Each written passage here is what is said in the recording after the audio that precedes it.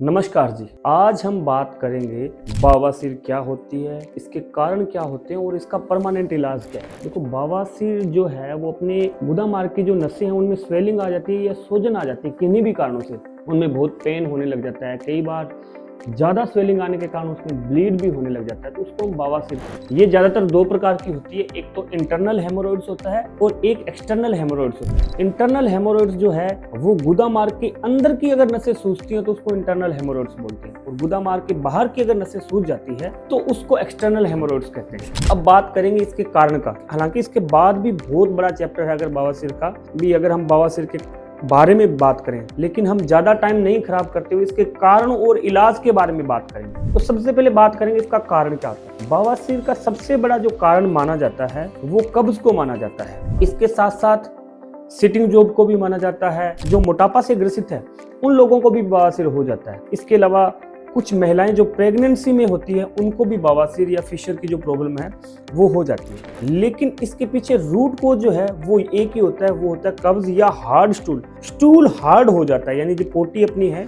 वो बहुत ज्यादा सख्त हो जाती है, जिसके कारण जोर लगाना पड़ता है, और जोर लगाते हैं तो नसों में स्वेलिंग आ जाती है, सूजन आ जाती है, जिसके कारण बवासीर डेवलप हो जाता है। लेकिन अब हम बात करेंगे कब्ज क्यों होती है। कब्ज का जो सबसे बड़ा कारण है वो है कम फाइबर वाला भोजन, यानी जिस भोजन में फाइबर नहीं होता या रेशा नहीं होता उस भोजन को करने से हमें कब्ज हो जाती है। जैसे आजकल ब्रेड चल रही है या जंक फूड जितने भी चल रहे हैं उसमें रेशा या फाइबर बिल्कुल भी नहीं होता। तो आपको अगर कब्ज से बचना है तो रेशेदार भोजन जैसे फ्रूट है, सब्जी है, सलाद है, हरी सब्जियां हैं, या आजकल बाजार में वैसे भी फाइबर के बहुत से सप्लीमेंट या सोर्सेज आते हैं, वो आपको लेने चाहिए अगर आपको कब्ज को परमानेंट ठीक करना है। लेकिन अगर आपको बवासीर हो चुका है, आपके गुदा मार्ग में स्वेलिंग भी आ चुकी है या मांस भी लटक रहा है, कभी मांस अंदर आ जाता है, कभी बाहर चला जाता है, पेन बहुत ज्यादा होता है और कभी कभी ब्लीडिंग भी हो जाता है। बवासीर में एक बात ध्यान रखना है, जो ब्लीडिंग होगी वो फ्रेश और लाल रंग की ब्लीडिंग होगी। अगर ब्लीडिंग ब्लैक आ रही है, आपका जो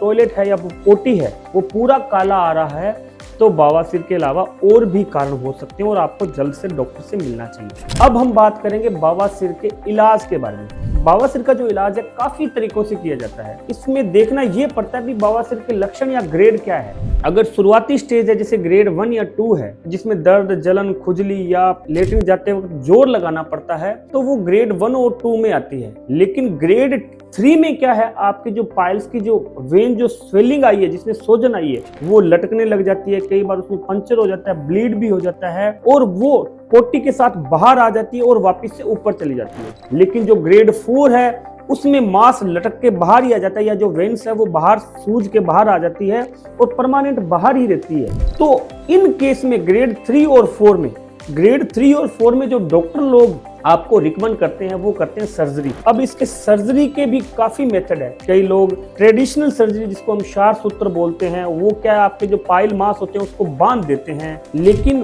वो जो तरीका है वो बहुत ही ज्यादा पेनफुल होता है, मरीज को दर्द बहुत होता है और रिकवरी उसमें बहुत ही लेट होती है। इसके अलावा और भी आजकल बहुत ही एडवांस टेक्नोलॉजी आ गई है बवासीर के इलाज के लिए, लेकिन सबसे सेफ और इफेक्टिव जो तरीका है वो बवासीर के इलाज के लिए माना जाता है पाइल्स की लेजर सर्जरी।